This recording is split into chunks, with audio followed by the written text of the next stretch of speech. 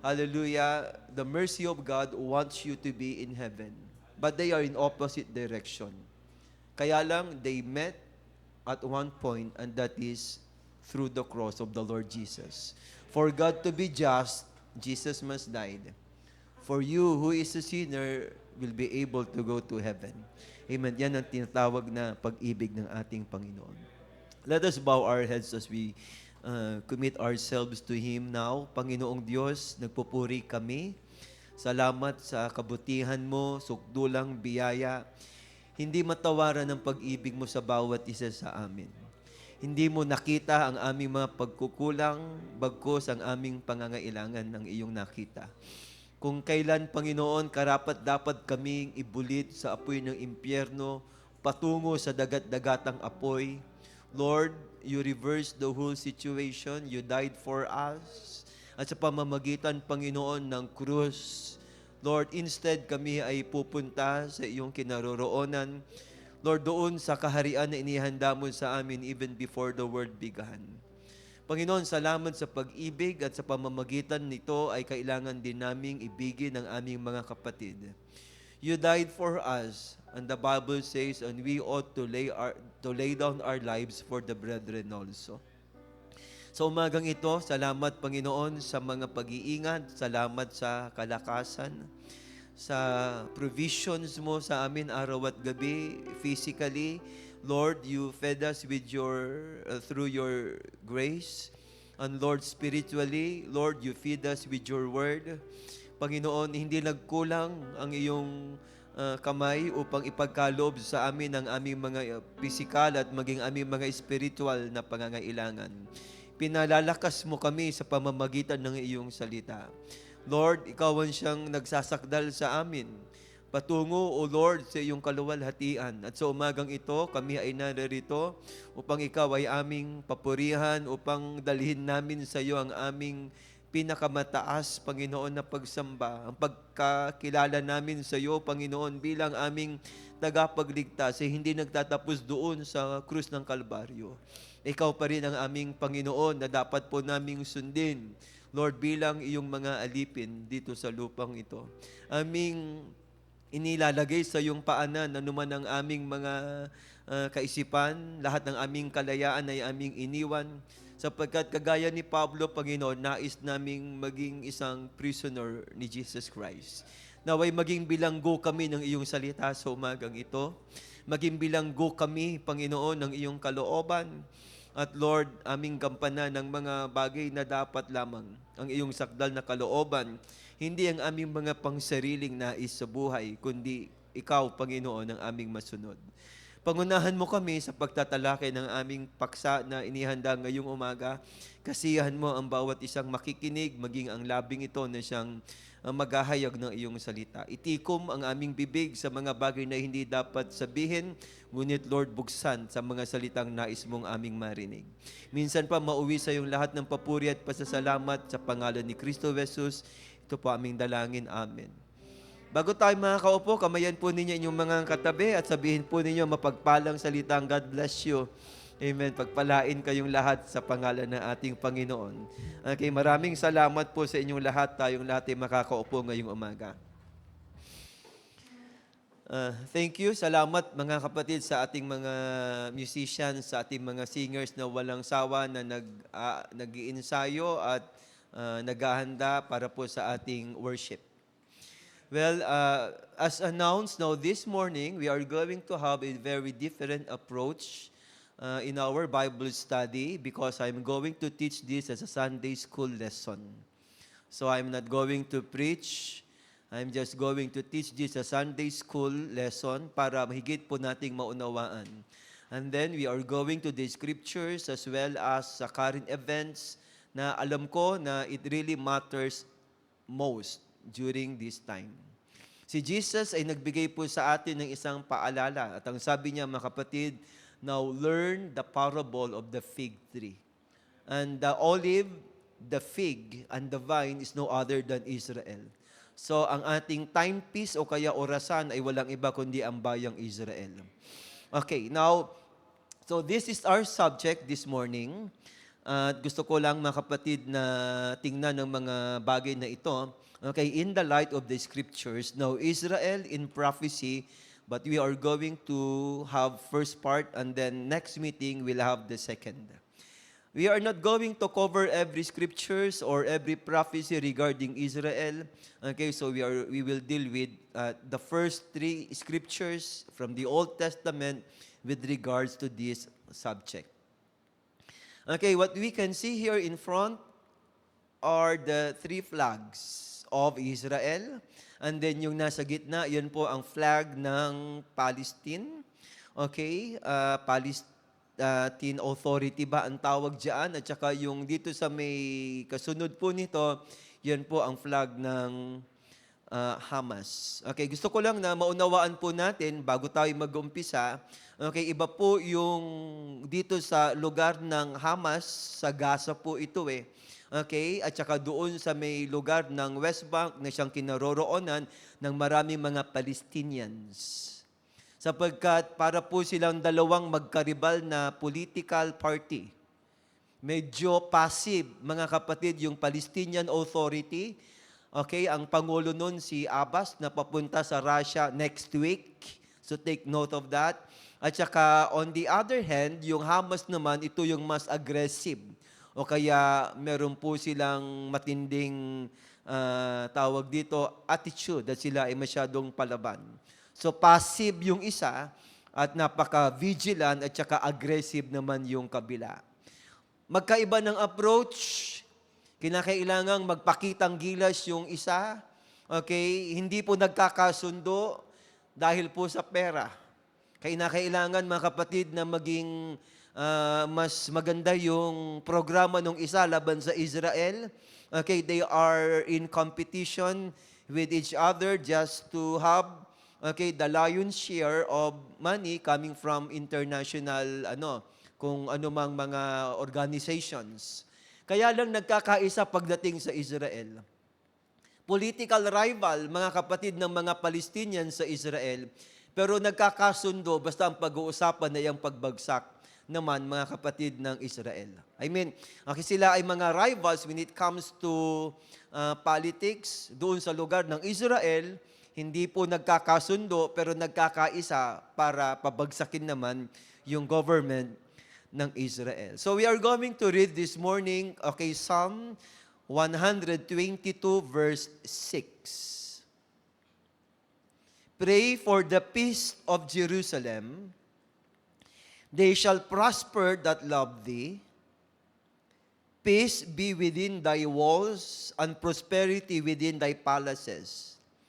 For my brethren and companions' sakes, I will now say, peace be with thee, or peace within thee. Verse 9, because of the house of the Lord our God, I will seek thy good.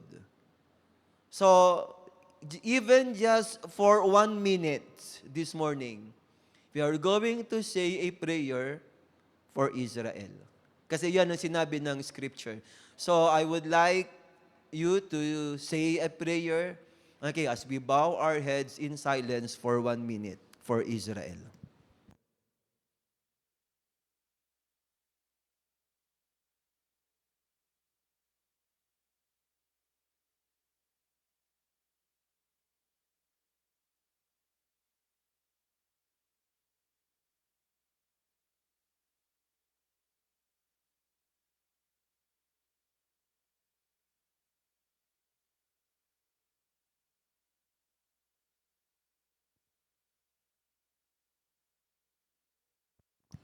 Okay, God bless you. Sana naisama po ninyo sa panalangin ng dalawang anak ni Brother Ray na nasa Israel ngayon.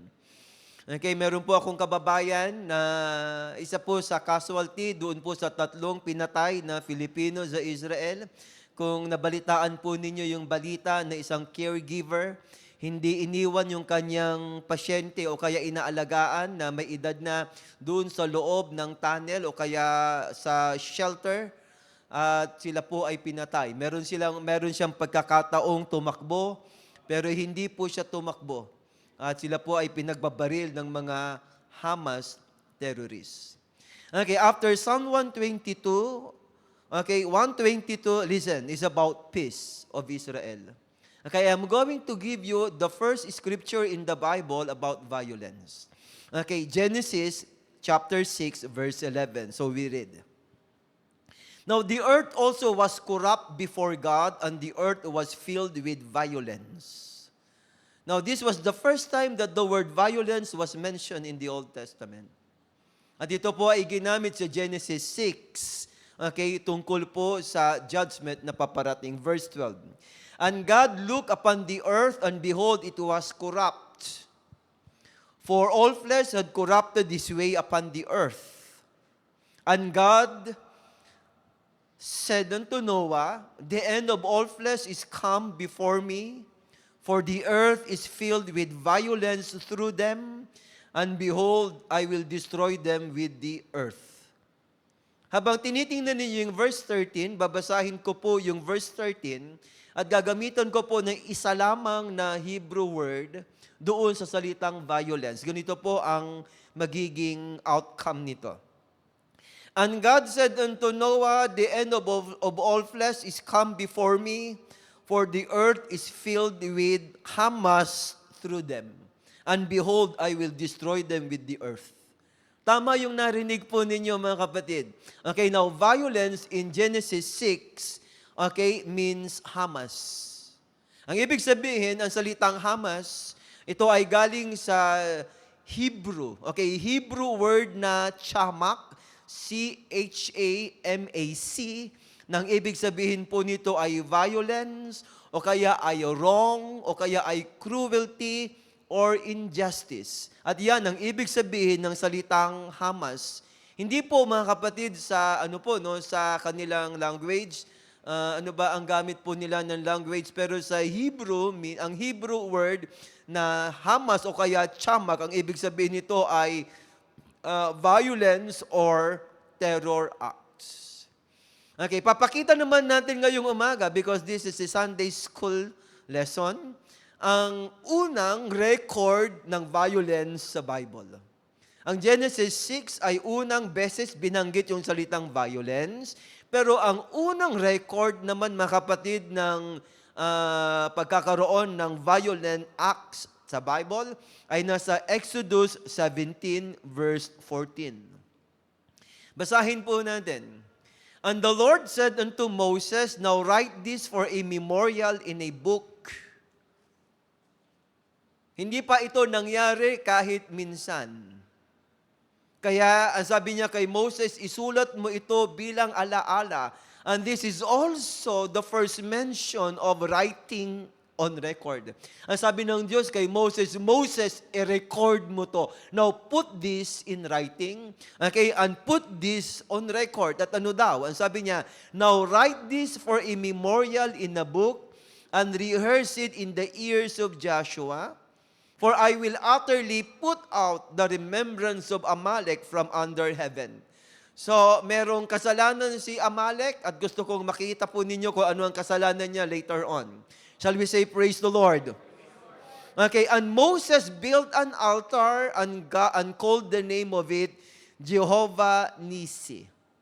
Verse 16, for he said, because the Lord had sworn that the Lord will have war with Amalek from generation to generation. So, mga kapatid, hindi lamang araw-araw, hindi lamang taon-taon, kundi, okay, from one generation to another generation, now there is going to be war between Israel and Amalek. Okay, now, Deuteronomy 25 and 17. Upang magkaroon po tayo ng idea ano ang kasalanan ng Amalekites. Remember what Amalek did unto thee by the way, when you were come forth out of Egypt. So, ang Israel ay galing sa Egypt after 400 years of slavery. At nung sila ay malapit nang pumasok doon sa Promised Land, now sila po ay sinalubong, mga kapatid ni Amalek. Ang mga Amalekites ay apo ni Esau, half-brother, mga kapatid ni Jacob. Ang ibig sabihin, ito ay mga kalahi din po nila kung tutuusin. At ang sabi ng Bible diyan, mga kapatid, sa verse 18, how he met thee by the way, and smote the hindmost of thee. Okay, yung mga nandoon sa likod, yun ang kanyang unang inatake. Now, even all that were feeble behind thee. Okay, sinaktan, pagkatapos pinatay, lahat ng mga naroroon, mga kapatid sa likod, doon po sila nanggaling. At yung mga mahihina, yung mga mahiedad, yung mga may kapansanan, kasama yung mga bata. Okay, lalaki at babae, yung mga walang kalaban-laban, now yun ang kanilang dinagit, pinatay, pinahirapan, at itutuloy ko lang yung pagbasa, when thou was faint and weary, and he feared not God. So, hindi kinalimutan ng Diyos ang kasalanan ito. At gusto ko maunawaan po ninyo yung scripture sapagkat ang sabi ng Panginoon na may pangako siya sa pamamagitan ni Moses, I will utterly put out the remembrance of Amalekites, of Amalek. Hindi na po sila maaalala kailan paman. At ang gagawin ng Diyos, God is going to raise up a king and his name will be Saul. At meron pong isang layunin ng Diyos kay Saul kung bakit po siya inilagay bilang hari. At ang sabi niya sa pamamagitan kay Propetang Samuel, Saul, patayin mo lahat ng mga Amalekites. Okay, huwag kang magtitira kahit hayop, okay, kahit babae, okay, kahit matanda. Ang sabi doon, kahit bata, okay, kahit na nagpapasuso, okay, basta lahat ng mga Amalekites na patayin mo. Now, ang reason kung bakit ganyan po yung ginawa ng Diyos o pinapagawa ng Diyos sa kanila, sapagkat yan din ang ginawa ng mga Amalekites doon sa mga Israelita. Wala silang pinatawad. Yung mga matanda, okay, yung mga bata, yung mga babae, yung mga walang kalaban-laban, pinagpapatay ng mga Amalekites. And God said, okay, do the same. Law of retribution, tawag doon. Okay, at huwag kang magtitira. Okay, shall we say amen? Kaya lang si Saul, he was a very disobedient king. Okay, hindi niya pinatay yung hari ng mga Amalekites na ang pangalan ay si Agag. At marami pa marahil, may mga babae pang hindi pinatay. Hindi pinatay yung mga, okay, yung mga tupang matataba. Hindi pinatay yung mga bakang matataba kasi para sa kanya ang handog ay mas mainam, okay, kaysa doon sa pagsunod. Di ba? Sayang, pwedeng ihandog ito sa Panginoon. Pero ang sabi ng propetang Samuel, hindi, mas mainam ang pagsunod kaysa anumang handog sa Diyos. Now, God doesn't need your money. Okay? God doesn't need anything from us. Ang gusto ng Panginoon, mga kapatid, yung pagsunod natin sa Kanyang salita. Okay, heaven and earth belongs to the Lord. And the book of Psalms says, okay, all gold, all silver, and everything that is on earth, okay, are mine. Di ba? Tama ang sinabi ng Biblia, ano ang pleasure ng Diyos, mga kapatid, doon sa libo-libong mga tupa nakakatayin araw-araw. Mga kapatid, lahat ng hayop sa Kanya. Okay? At lahat, mga kapatid, ng tupa, okay, lahat ng buhay ay galing sa Panginoon. Pero ihandog man ng tao yan, pabalik sa Diyos, mga kapatid, hindi yan tatanggapin ng Panginoon. Ang nais ng Diyos, yung taong maghahandog doon. Kinakailangan meron siyang pagsunod. Because obedience is better than sacrifice. Shall we say amen? Okay, now, look. Okay, shadow mahigpit. Okay, now look. Nung hindi patayin ni, thank you brother. Okay, nung hindi patayin ni Saul, si Agag, kinuha ng propetang Samuel, tapos ang sabi niya, I'm going to teach you how to do it. Inilagay sa chopping board, mga kapatid, at tinadtad, mga kapatid ni propetang Samuel si Agag sa pamamagitan ng kanyang sariling tabak. Now, anumang kasalanan inilalagay dapat sa chopping board.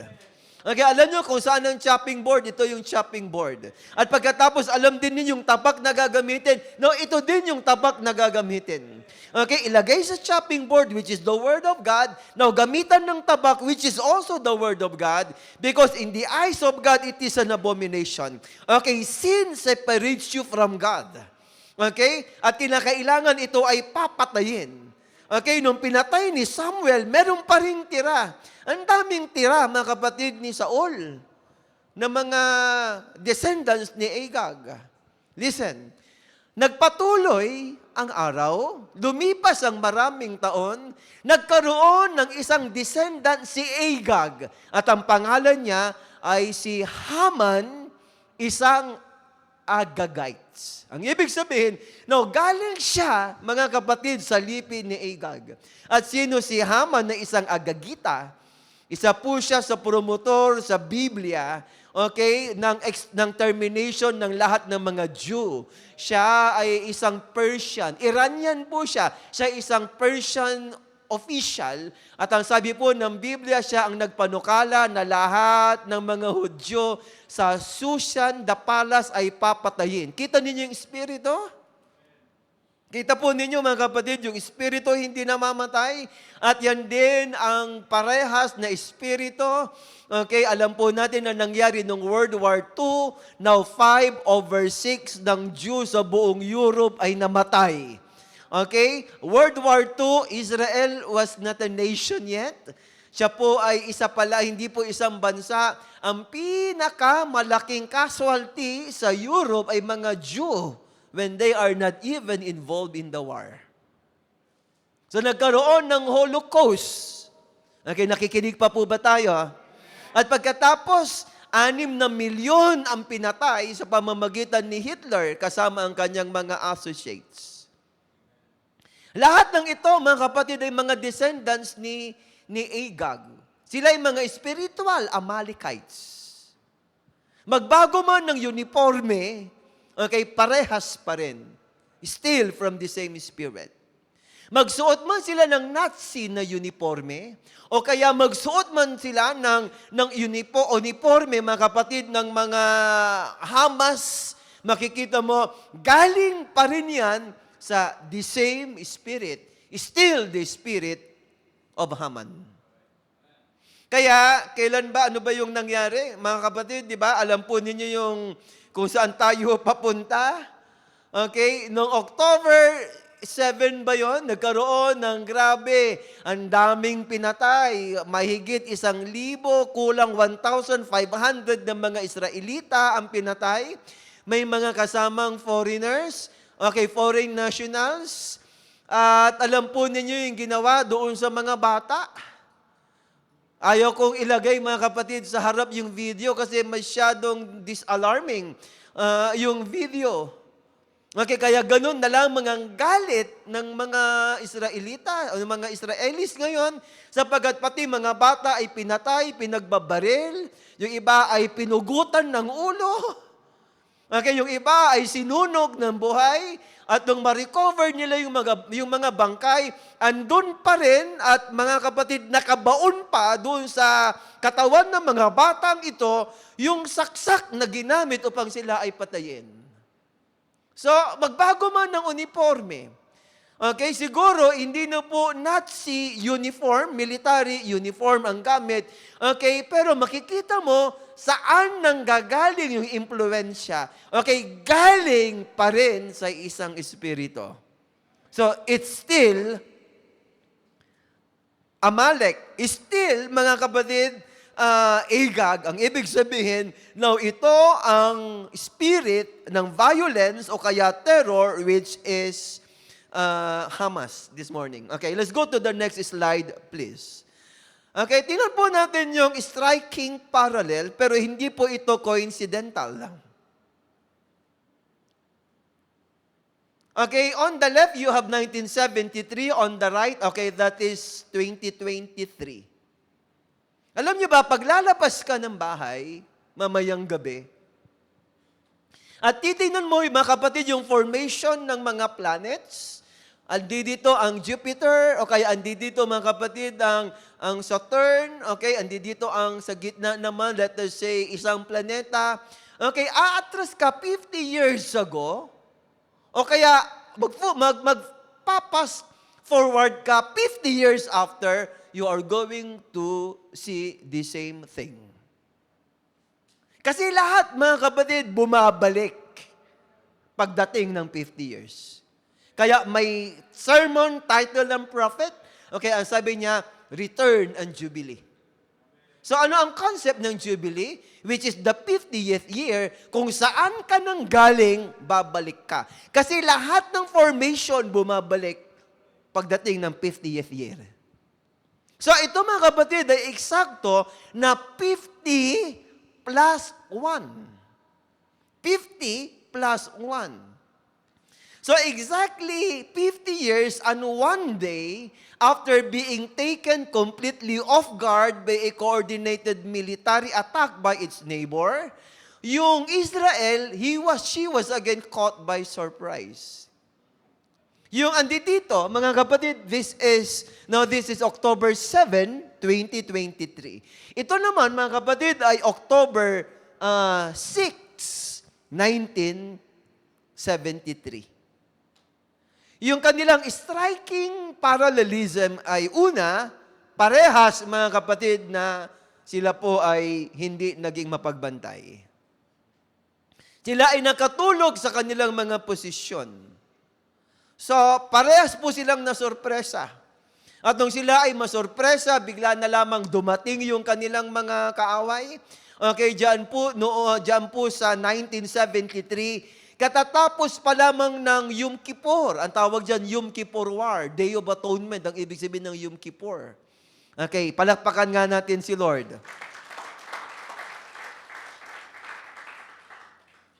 Okay, so namnamin ninyong gusto because this is a Sunday school lesson. No? This is a very doctrinal presentation. So in 1973, ang nangyari, they were caught off guard. Hindi po nila na-anticipate ito. Now, ganun din ang nangyari. Okay, dito sa nangyari ngayon. Okay, now last week, October 7, 2023. Napaka-traumatic yung pangyayari. Napaka-traumatic, mga kapatid, yung pangyayari, lalo na dito sa 2023. At mga kapatid, ang isang pagkakaiba po nito sa lahat ng digmaan. Okay? Now, yung digmaan sa part na to ay sa loob, pumasok mga kapatid sa loob ng Israel.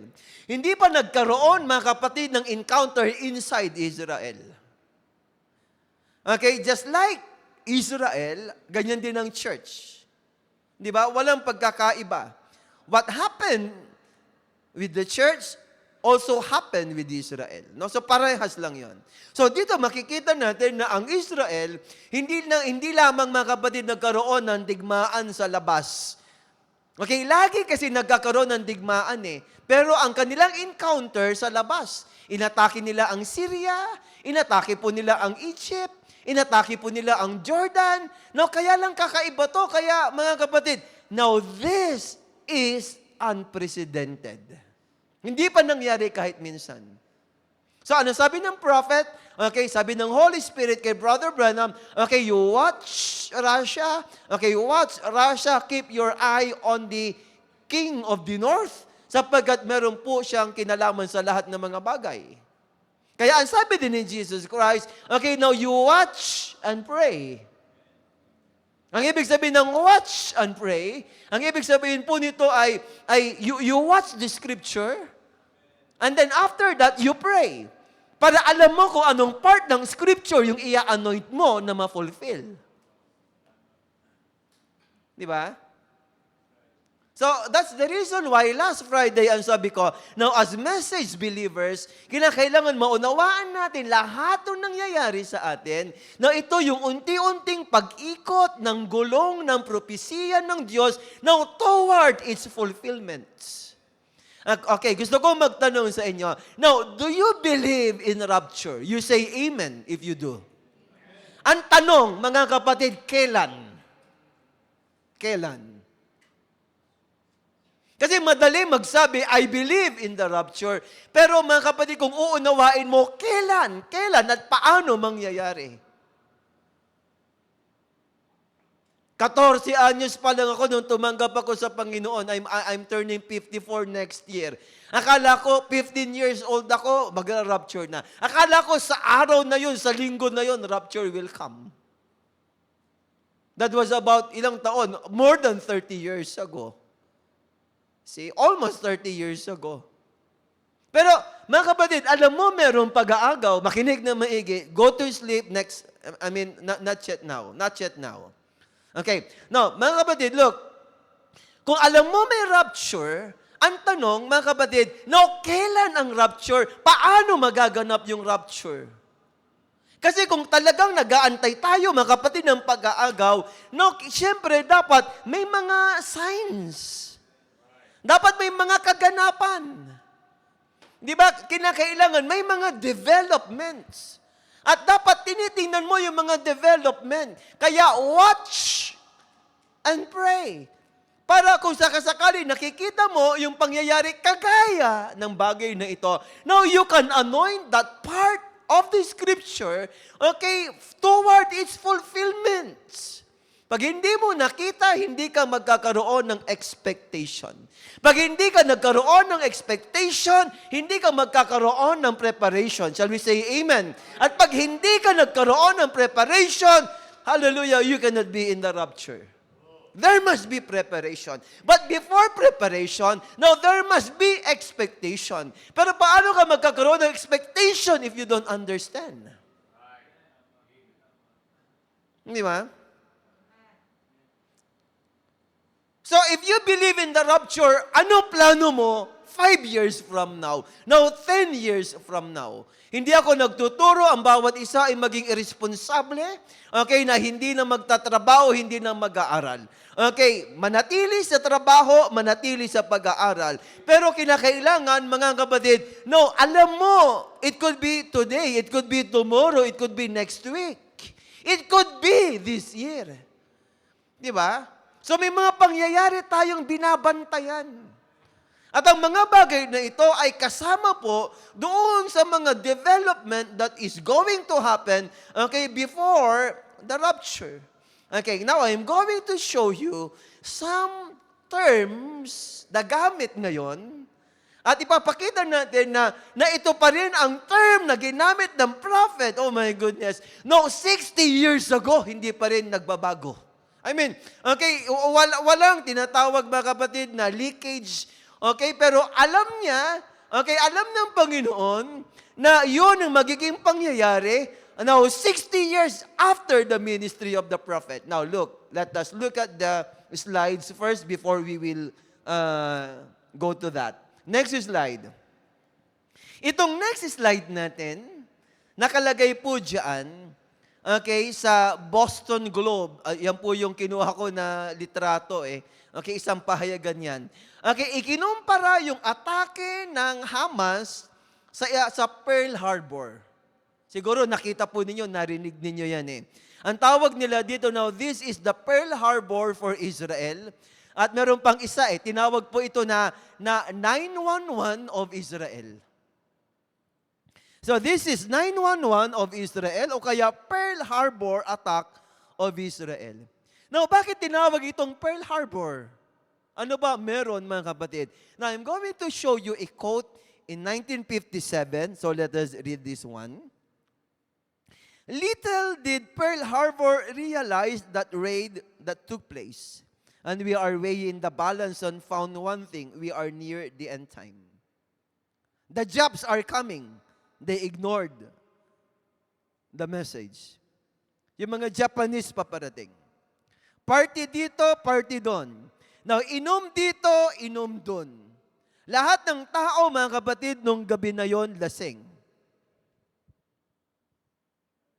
Dumating, mga kapatid, yung umaga, okay, hallelujah, andiyan na yung mga eroplanong pandigma ng mga Hapon. In short, ang daming namatay. Bumagsak ang maraming mga eroplano ng mga Amerikano. Okay, ganyan din, mga kapatid, ang maraming Christians sa churches, maraming churches. Hindi naging mapagbantay. At ang nangyari, mga kapatid, ang nangyari, Okay, ang sabi mga kapatid ng prophet dito, okay, they did not realize that the raid is going to, okay, take place.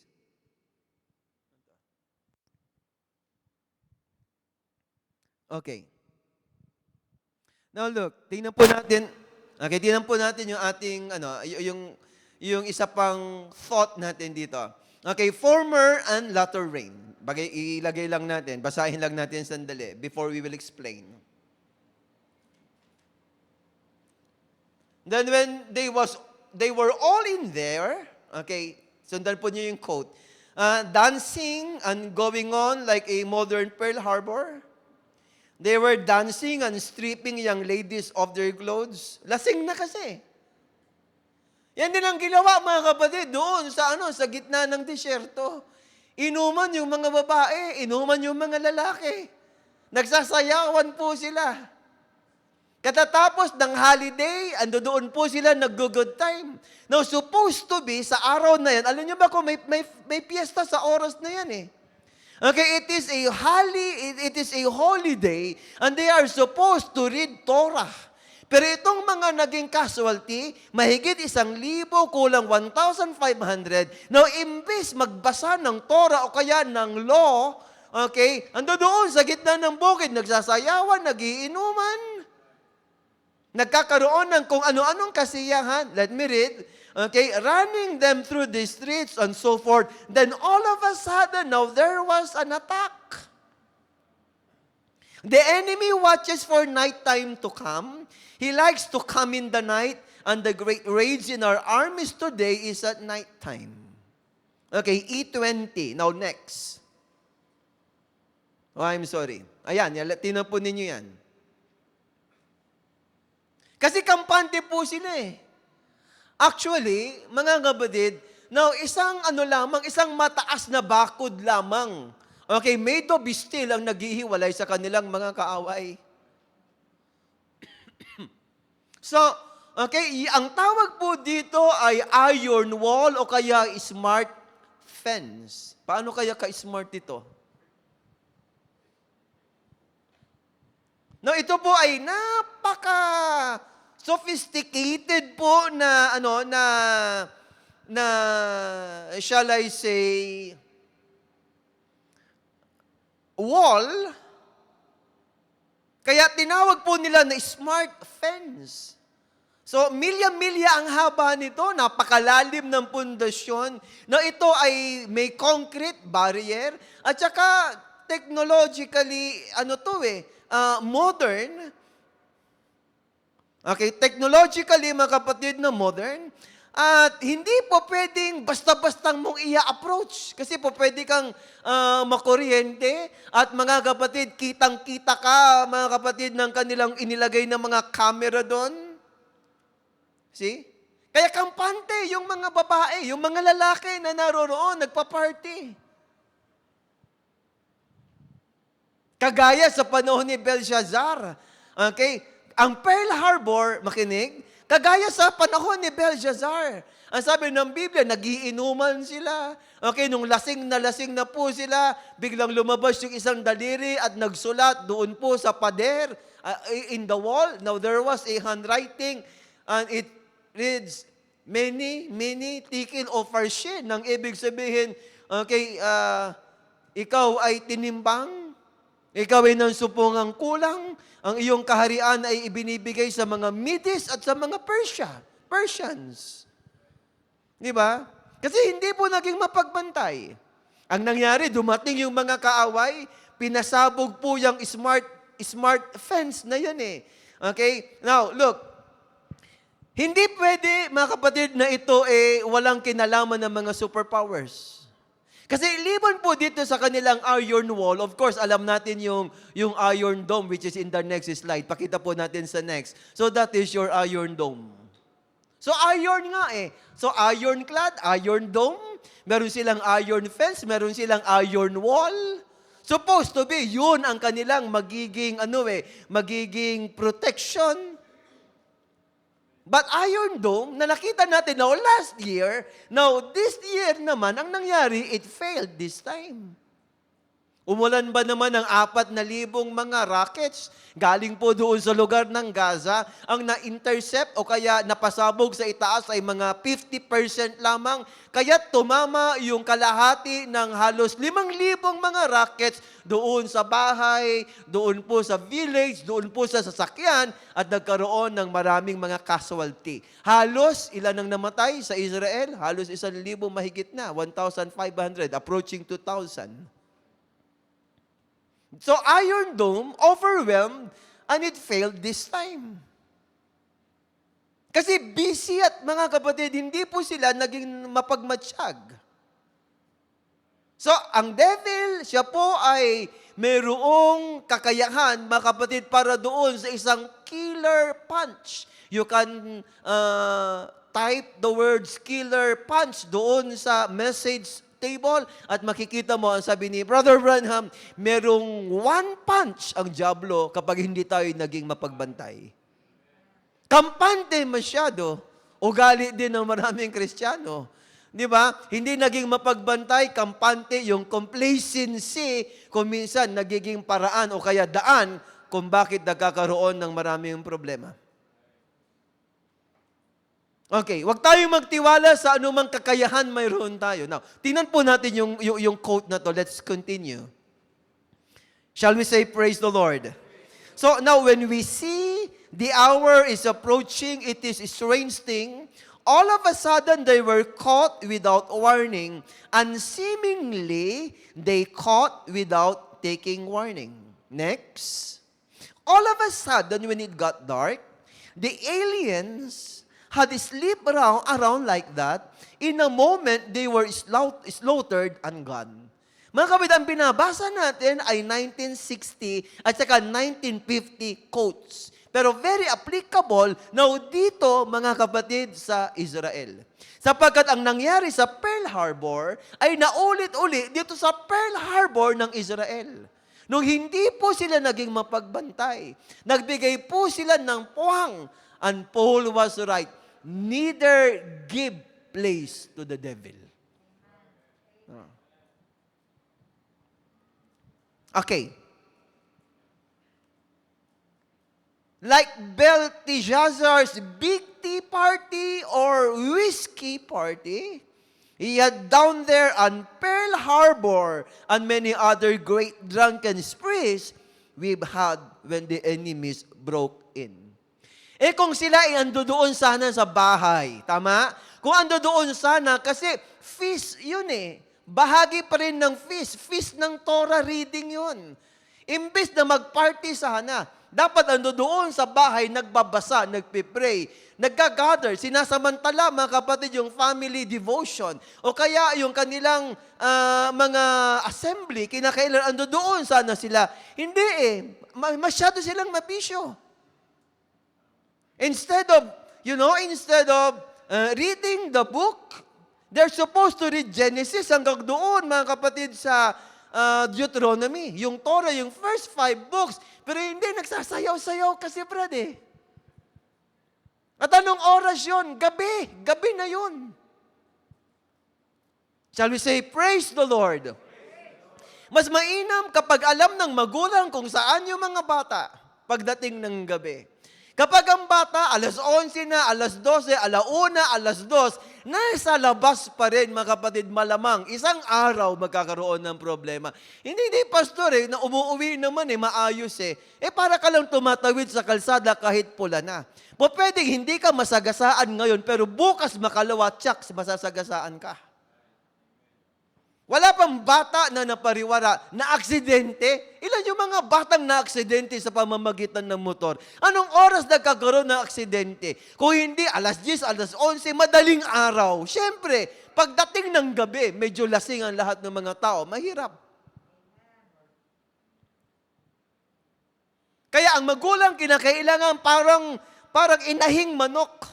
Kung minsan, lagi tawag natin sa mga denominations, mga manok, di ba? Ang baba ng tingin natin sa manok. Pero may wisdom yung mga manok Pagdating ng alas 5, alas 6, iniipon na niya lahat ng kanyang mga sisiw sa ilalim ng kanyang mga pakpak.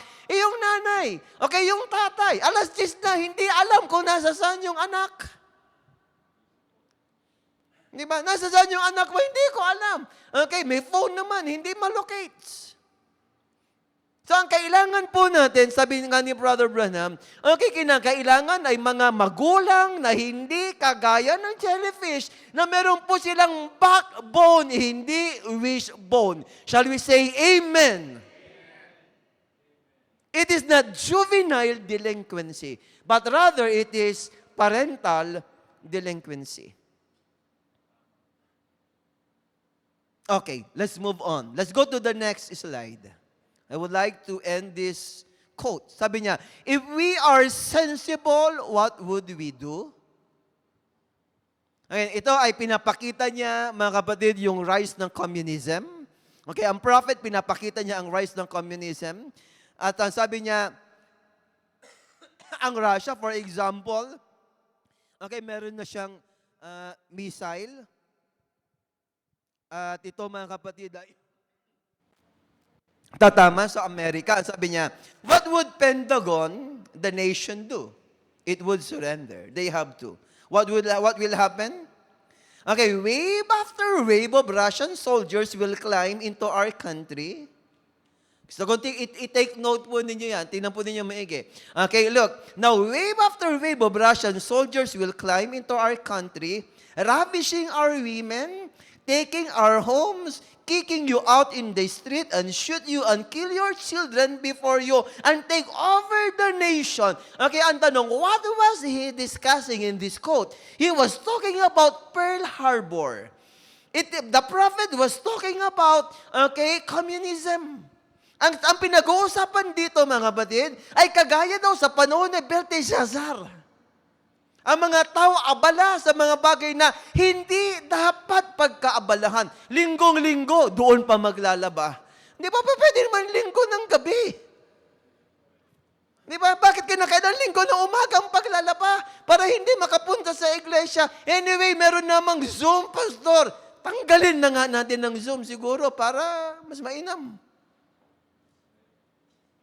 Not forsaking the assembling of ourselves together, as the manner of some is. Ang ibig sabihin, yan ang ugali sa panahon pa ni Pablo. Ang pagpapaliban sa gawain. Okay, sa pagkikita ng mga banal. Malamang, o kaya kahit na okay ka, mga kapatid, the moment pumunta ka sa iglesia, papaano yung iba?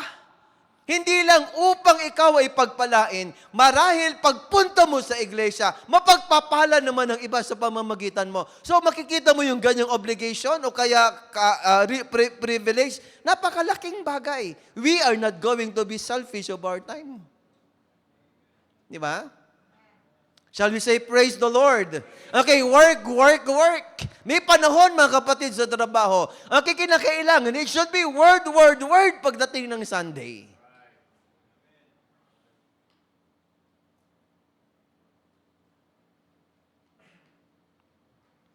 Okay, let us finish this off now. Okay, what it meant to laugh in the face of religious service? Okay, call them a bunch of holy rollers or, okay, listen to this quote now. Remember, it's coming. Mangyayari ito. Nangyari nga sa Israel eh. Did they rape women? Oo, dinala nga mga kapatid doon sa disyerto yung mga babae. Hindi na po hindi na in-advertise, hindi na pinakita. Pinatay pa yung mga bata. Yung mga embarrass ng mga larawan ng mga bata. Hindi na pinakita. Anong ginawa doon sa mga matatanda? Pinagpaparil. Kung makikita po ninyo yung mga tawag dito, yung mga tunnel kung saan ang daming dugo. Why don't you browse the internet after the service so you can see what I'm talking about? See? Now look. Escape natin yan para punta po tayo dito sa okay, next slide. I'm sorry, let's go back to that. I like this thought. Okay, sabi ng prophet. Okay, palakpakan nga natin sandali ang ating Panginoon. Ang sabi niya, now there is no national security. There is no national security. We are at Belshazzar's feast again. They thought because they were inside those big walls, the best of the scientists and the best chariots. Okay? Meron silang national security. Now, let me show you the picture of Mr. Security. Ang tawag kay Benjamin Netanyahu, Mr. Security. Talagang yun ang kanyang tawag. Ayan, tawag sa kanya. Ayan o. So, Netanyahu's mantle as Mr. Security was tarnished, okay, according to the Jerusalem Post. Yan ang pinaka-sikat na pahayagan sa Israel, Jerusalem Post. Magaling ang IDF, Brad. Magagaling yung mga Mossad na yan. Grabe yung intelligence niyan. Okay, magaling si Mr. Netanyahu, si Benjamin Netanyahu. Kaya ang tawag sa kanya, noon pa, hindi nga natatalo sa eleksyon yan eh. Nahintong maging prime minister lang yan ng 1 taon. Okay, himala, nakabalik pa uli. Mr. National Security, Mr. Security. Anong nagawa ni Mr. National Security? Wala, Brad. Wala. Sumpain ang sino mang tao na nagtitiwala sa laman. O kaya nagtitiwala sa kapwa-tao. At hindi nagtitiwala, mga kapatid, sa kamay ng Diyos o kaya sa bisig ng Panginoon. At sila nagtitiwala sa kakayahan ng kanilang mga sundalo. The prophet was right. National security. Okay, there's no national security to this. Okay, tuloy natin. Next slide.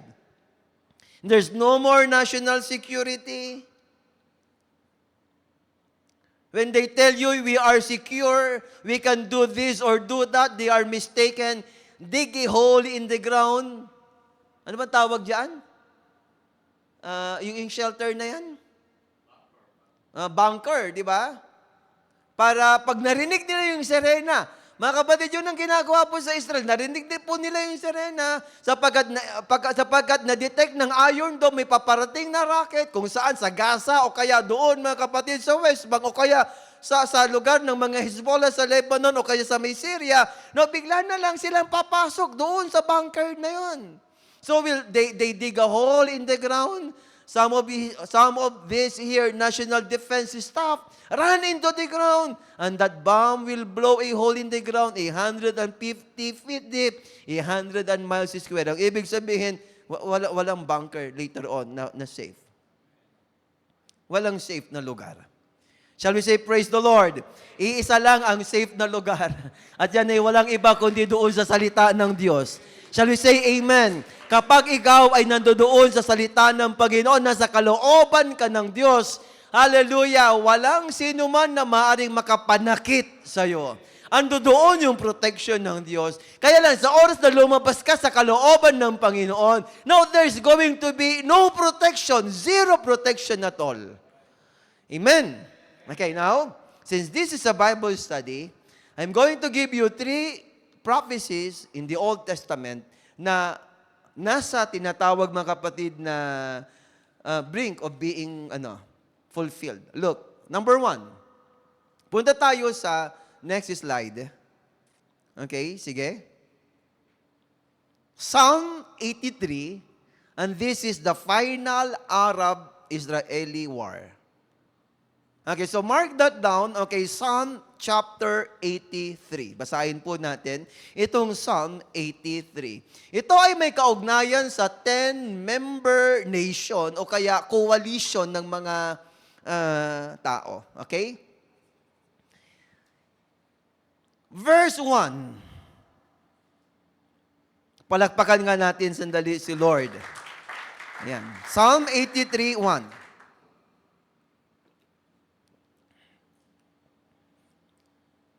A psalm of Asaph. Si Asaph ay isa siyang worshiper, isa siyang composer, musician. Kaya lang, hindi lamang siya musician, singer. Siya ay isang prophet. At yung kanyang kanta ay prophecy sa huling panahon. Okay, ganyan dapat ang isang taong worshiper. Okay, his song must be a prophecy. Okay, look. Verse 1. Keep not thou silence, O God, hold not thy peace, and be not still, O God. For lo, thine enemies make a tumult, and they hate thee, and they that hate thee have lifted up the head. 3. They have taken crafty counsel against thy people, and consulted against the heathen ones, for they have said, Come, and let us cut them off from being a nation, that the nation of Israel may be no more in remembrance. Kita mo itong Psalm 83 na to, coalition to ng 10 mga pangkat, pero iisa ang layunin, yung verse number 4. Hindi lahat ng Muslim nagkakaisa. Kaya may Iran-Iraq war dati kasi yung mga Muslim nagpapatayan din. Oo, ang laki din ng denominational barrier sa mga Muslim. Merong mga Sunni Muslim, tapos yung Shia ng mga Muslim, hindi nagkakasundo. Kaya lang, kapag pinag-usapan, yung destruction ng Israel, magkakasundo yan at magsasama-sama. Tingnan niyo yung verse 4. Yan yung kanilang layunin.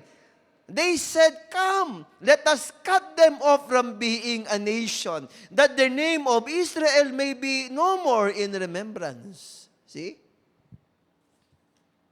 Okay, punta tayo sa verse 5. For they have consulted together with one consent, and they are confederate against thee.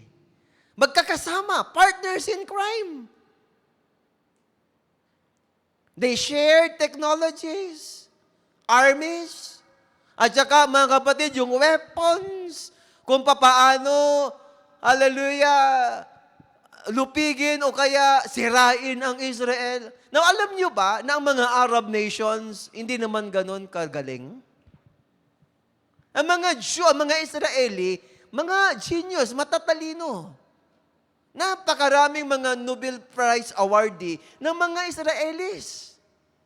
Pero paisa-isa lang, mga kapatid, sa isang dekada, ang isang Arabo na nananalo ng ganyang award. Ang ibig sabihin, ang point ko po, okay, shall we say praise the Lord?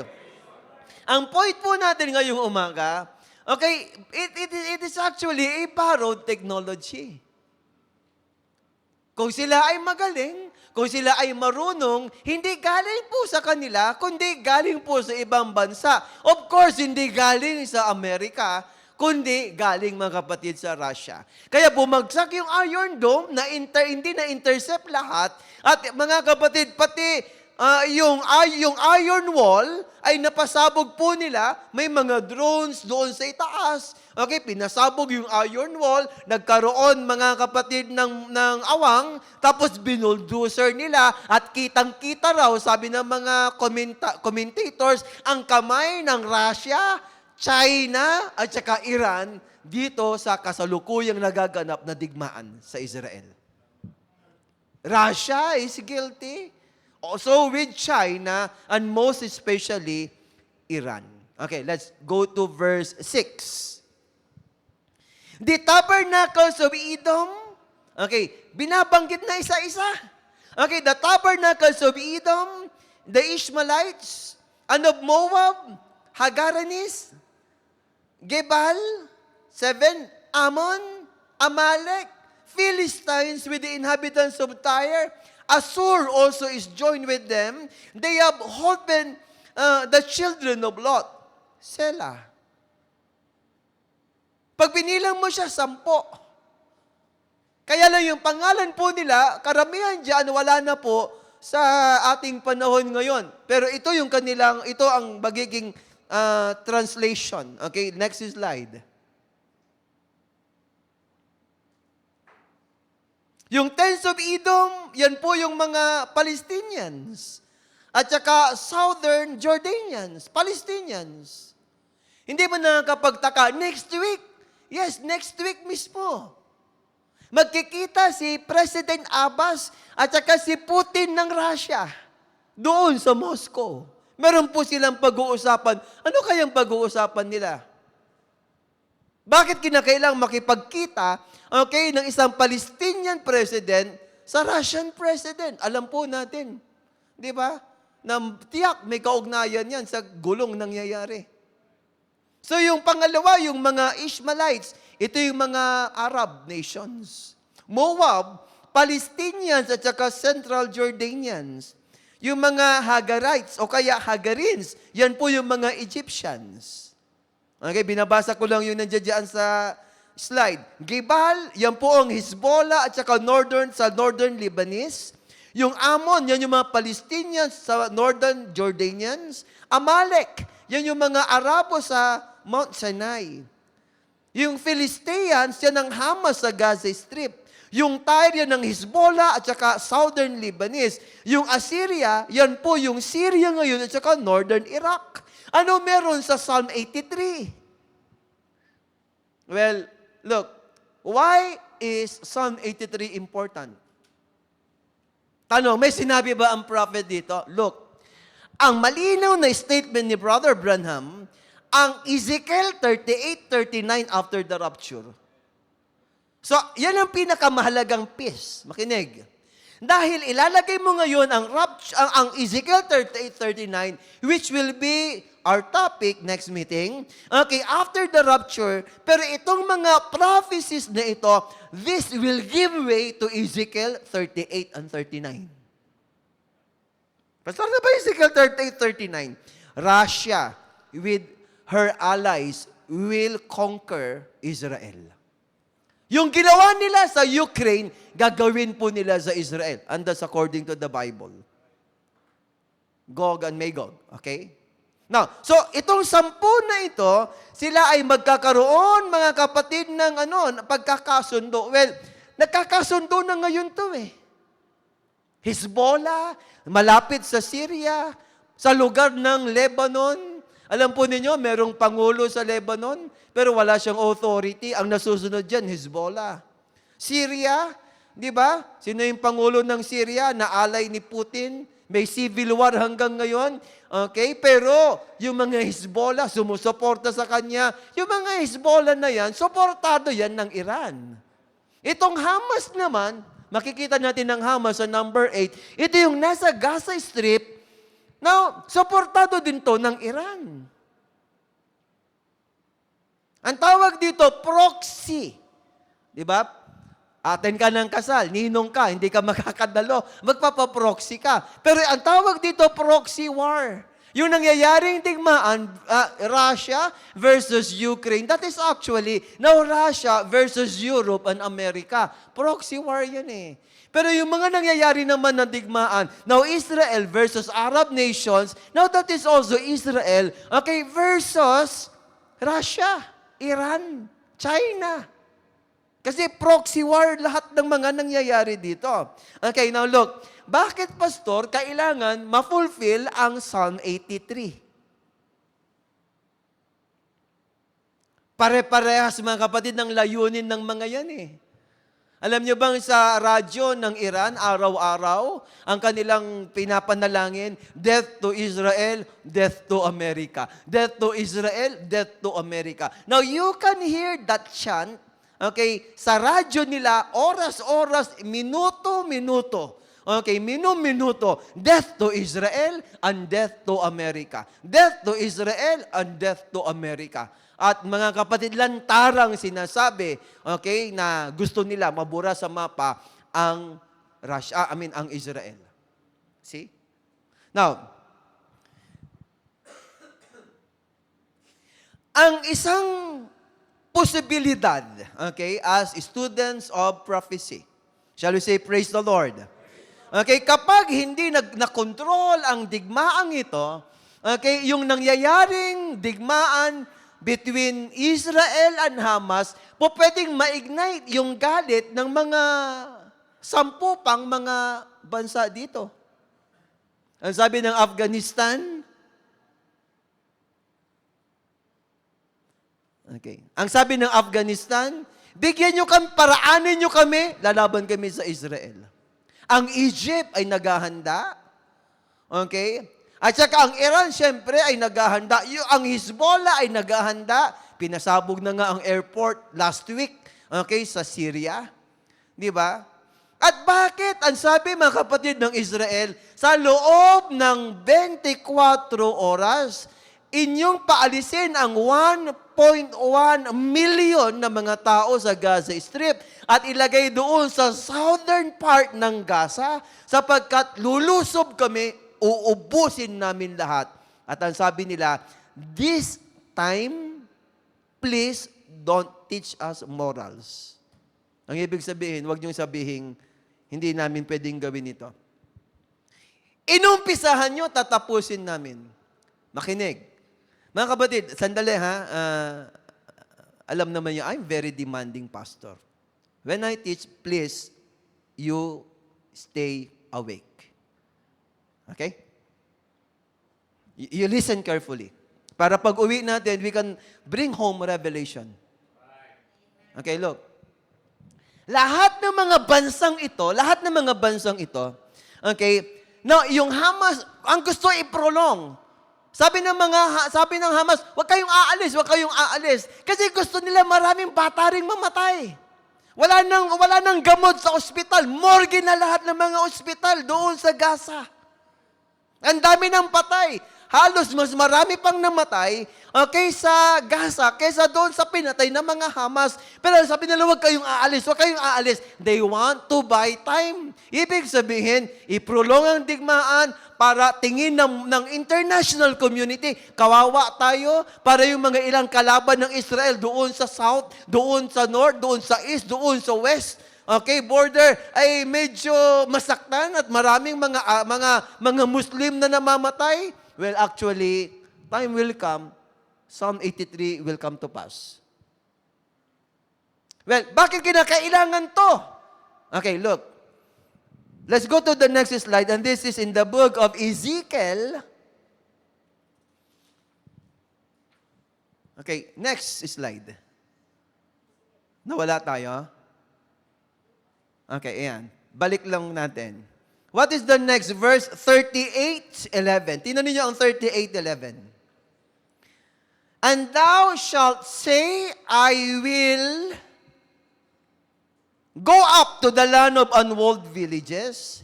I will go to them that are at rest, that dwell safely, all of them dwelling without walls and having neither bars nor gates.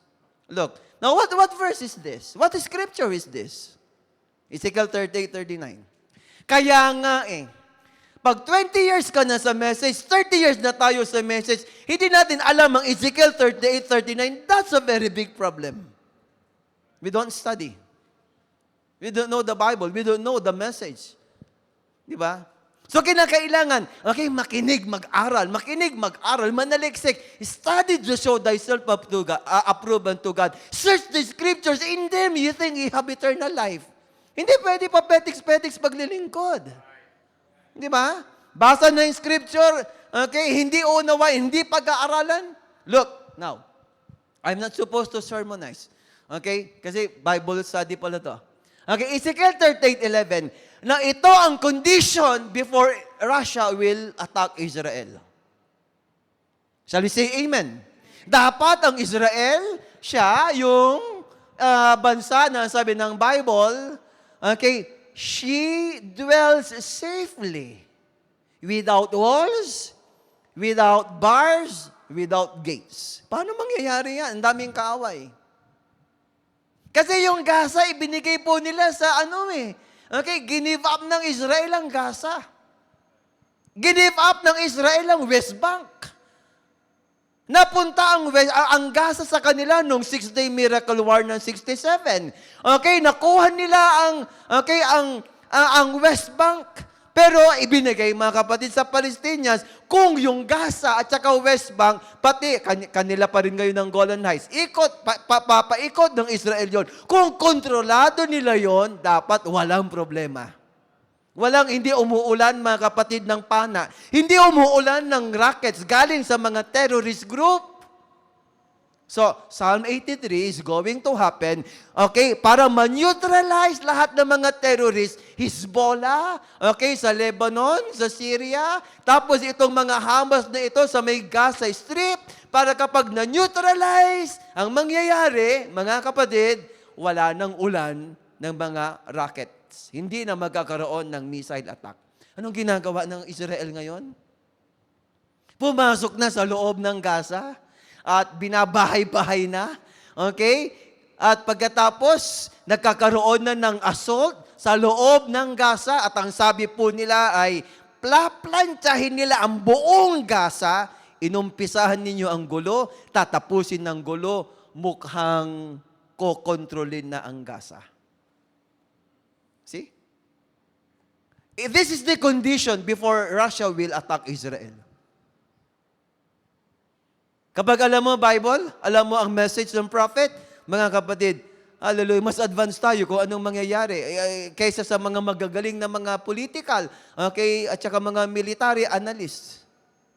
Kasi prophecy yan mangyayari yan Okay, let's move on to the second scripture. Let's look at Isaiah chapter 17 about Damascus. Ang Damascus, capital ng Syria. Tama? Syria. Now, let us look at Isaiah 17, 1 to 3. Okay, let us clap our hands to the Lord. Yeah. Praise the Lord.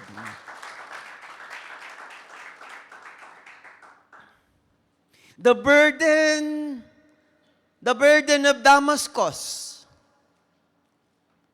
Behold, Damascus is taken away from being a city. Sa ibang translation, ang ibig sabihin po niyan, now Damascus cease to be a city. Ano ang Damascus? Yan ang capital city ng Syria. Ano ang meron sa Syria ngayon? Meron pong civil war sa Syria ngayon. Ang Pangulo ng Syria ay kaibigan ni Vladimir Putin. Ang dami na pong tumulong sa Syria, pero hindi matibag-tibag itong Pangulo ng Syria na ito ayaw bumigay. Kasi suportado po siya ng Russia. Pero ang sabi ng Bible, Damascus will stop to be a city and it shall be a ruinous heap.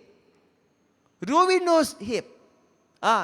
In short, kasi mayroon pa tayong second scripture, malapit na tayong magtapos.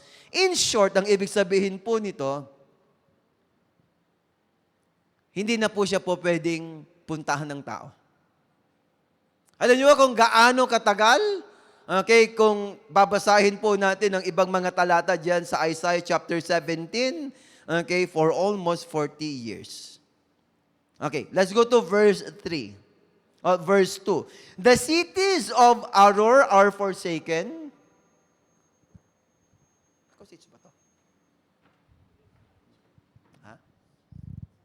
Okay, the cities are forsaken. They shall be for flocks, which shall lie down, and none shall make them afraid.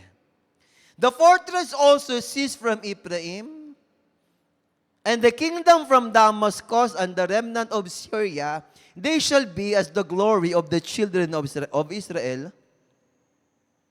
saith the Lord.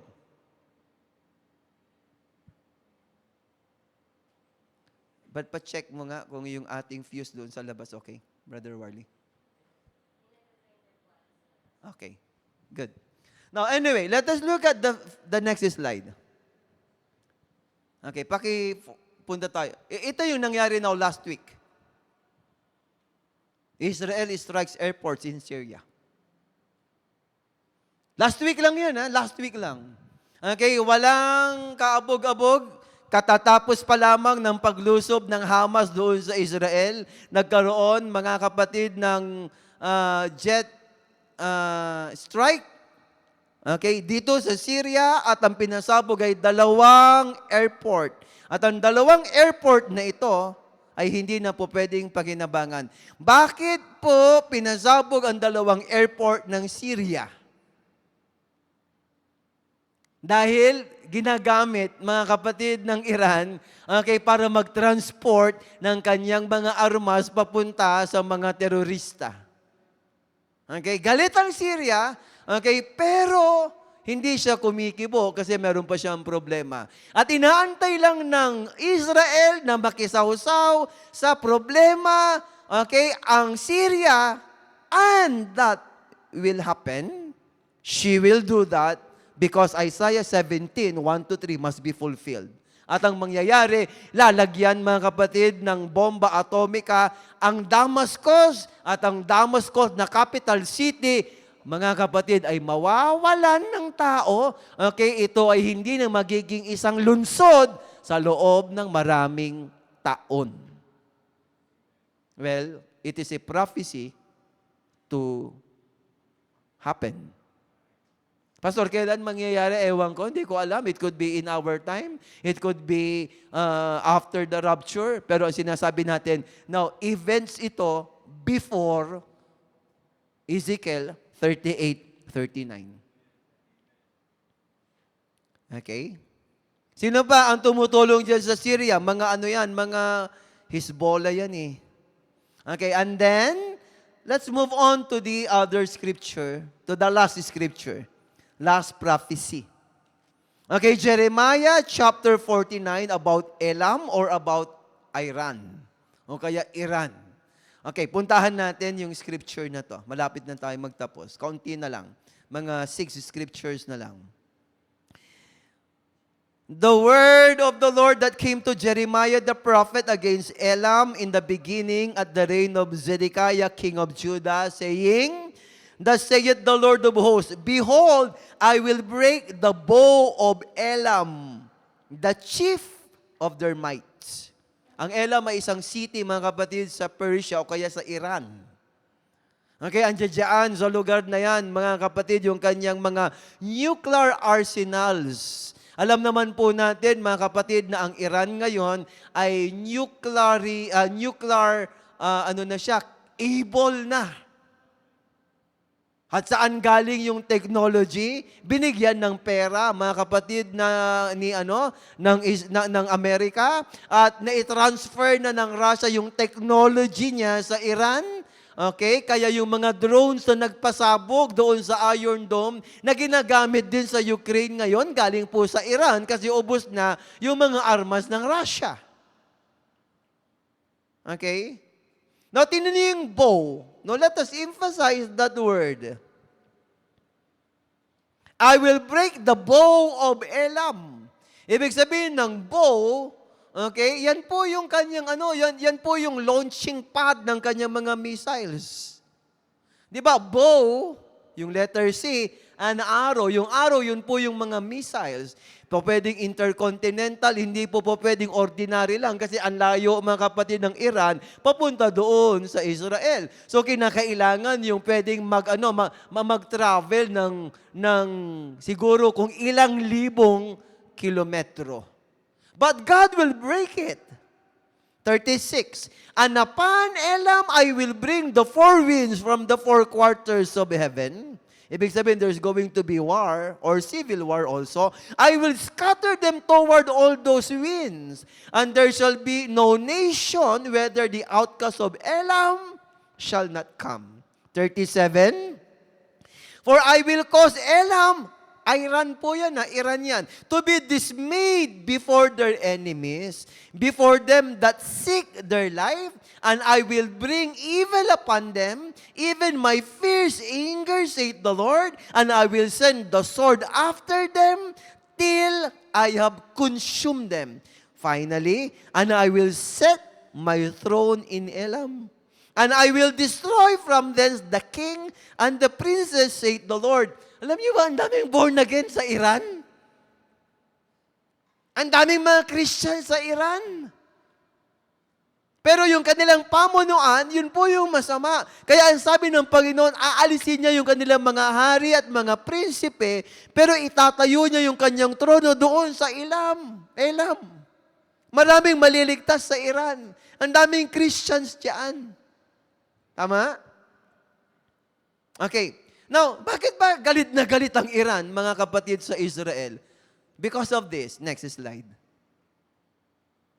That's the reason. Kasi kailangan na dumating si pang-12 imam. Ang ibig sabihin ng Mahdi, yung 12 imam. Meron po silang imam o kaya yung teacher nila. Ang Muslim, 2 faction. Yung isa ay ito po ay Sunni Muslim. Ito naman yung Shia. Sunni, Saudi Arabia yan. Pero ito, mga kapatid, yung medyo minority, kaya lang mas radical na Muslim, ang Iran. Ang kanilang prophecy, doon sa kanilang aklat, darating ang isang Messiah nila, o kaya tagapagligtas, kaya lang sa kalagitnaan ng kaguluhan, habang ang Israel ay giba. So, kahit na anong gawin, mga kapatid, na po pwede, na gagawin po nila just to destroy Israel. Kasi, kita mo, this is actually religious war. Kasi ang gusto nila, masira ang Israel, magkaroon ng destruction ng Israel, hindi na mag-exist ang Israel because that is the only condition for the 12th imam to come. Okay? Yun ang kanilang prophecy. So meron din silang misayang inaantay. Pero ang Israel, meron ding misayang inaantay. Kaya kinakawawa ang Israel, ang dami niyang kaaway. Later on, hindi na siya sasamahan ng US hanggang siya, mga kapatid, magiging desperado. Ang sabi ni Jesus, until you say that day, blessed is he who comes in the name of the Lord, Hosanna in the highest. Wala na silang magagawa. Wala nang kakampi ang Israel mamaya. Hanggang kapit na lamang po sila sa pananampalataya. Hallelujah. Blessed is he who comes in the name of the Lord. Lord, padala mo na ang aming Savior, ang aming Messiah, and then the Messiah will come. See? So that's the condition. Now, balikan po natin to. Ang Iran ay isang player sa Ezekiel 38:39. Kasama po silang lulusob sa Israel. Okay, pero bago lumusob, medyo weak na po siya. O wala na po siyang gaanong kakayahan. Let's go to the last. What is the last? Okay, so nakita natin ng Iran, nakita natin ng Syria, tsaka Psalm 83. Meron na lamang po tayong 4 na scriptures. Sister Pam, please come na babasahin. At ang mga bagay na ito ay applicable sa bawat isa sa inyo na mga anak ng Diyos.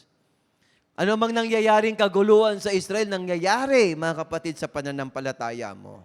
Kaliwa kanan ang pinapawalan ng diablo, mga kapatid, ng mga spiritual missiles sa buhay mo. And that's the reason kung bakit minsan ikaw ay naapektuhan. Pero tingnan po ninyo ang unang assurance ng ating Panginoon na gusto kong basahin sa inyo. Okay. Shall we say, praise the Lord? No weapon that is formed against thee shall prosper. Shall we say, praise the Lord? And every tongue that shall rise against thee in judgment thou shalt condemn. And this is the heritage of the servants of the Lord, and the righteousness is of me, saith the Lord. Walang anumang weapon of mass destruction na po pwedeng sumira sa Israel at lalo na nasisira sa church. Sapagkat bago sumabog ang unang bomba atomika, hallelujah, thank you Lord, the church is gone. Wala na tayo sa lupang ito. Mga kapatid, bago magkaroon ng tribulation, lilipat na po tayo sa hangin upang salubungin ang ating Panginoon doon sa alapa. Palakpakan po natin ang ating Panginoon. Glory to God. Number 2. Zechariah chapter 2 verse 8. For thus saith the Lord of hosts, after the glory that he sent me unto the nations which spoiled you, he that toucheth you, toucheth the apple of his eye. And sino man, mga kapatid, hallelujah, na mananakit sa inyo, ay sasaktan niya ang mata ng Diyos. Hindi lang mata actually, yung apple of the eye. Okay, yung itim doon, yung iris nun. Tawag dito, iris ba yan? Di ba? Okay, subukan mo nga lumapit sa isang brother, sa isang sister dyan. Tapos hawakan mo yung apple ng kanyang mata. Okay, yung itim na bahagi ng kanyang mata. Hindi ba napakasakit niyan? At ang sabi ng Panginoon, kung sino mang mananakit sa inyo, para niyang inahawakan yung itim ng aking mata. At tiyak ako'y masasaktan, ipagtatanggol ko kayo. Amen. Walang sino man po pwedeng manakit sa bride. Hallelujah! Walang sino man po pwedeng manakit sa church kung paanong walang sino mang maaaring makapanakit sa Israel. Thank you, Jesus. Number 3. Ezekiel 38:16. Ezekiel 38 verse 16. And thou shalt come up against my people of Israel. I'm sorry. Yes, 36:23. And I will sanctify my great name, which was profaned among the heathen, which ye have profaned in the midst of them. And the heathen shall know that I am the Lord, saith the Lord God, when I shall be sanctified in you before their eyes. Why is it? Hallelujah. Why do we have these sentiments of, yung international sentiments against Israel? Lahat laban sa Israel. One day, pati Amerika, laban na siya sa Israel. Europe, one day, Europe will be fed up, against na siya sa Israel.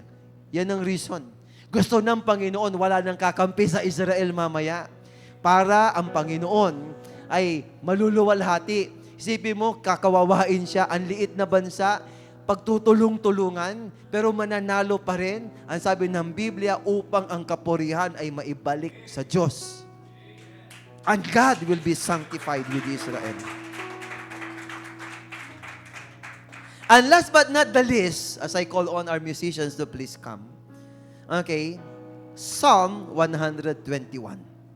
Ano ang Psalm 121? This is the last promise.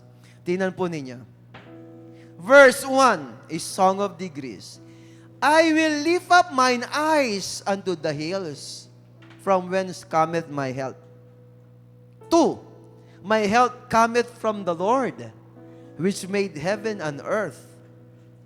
3, He will not suffer thy foot to be moved. He that keepeth thee will not slumber. Hindi natutulog ang Diyos. Ang Diyos na nag-iingat sa iyo. Hallelujah. Hindi siya kailanman, mga kapatid, hallelujah, matutulog. At ang sabi ng verse number 4, Behold, He that keepeth Israel. And so with the church, siya na nag-iingat sa Israel o sa church, he shall neither slumber nor sleep. Ang Diyos hindi kailanman matutulog. Amen. Ang Diyos ay laging gising. At ang Diyos ay lagi, mga kapatid, hallelujah, na magtatanggol sa kanyang bayan. Just allow me, wala na dyan sa slide, pero I'm going to read the whole of it. The Lord is thy keeper. The Lord is your shade upon thy right hand. And the sun shall not smite thee by day, nor the moon by night. And the Lord shall preserve you from all evil. He shall preserve your soul. That is for Israel, and so with us. The Lord shall preserve your going out and your coming in from this time forth, or even forevermore. Amen. The Lord bless Israel. The Lord bless the church. God bless us all. Tumayo tayong lahat. Ating pala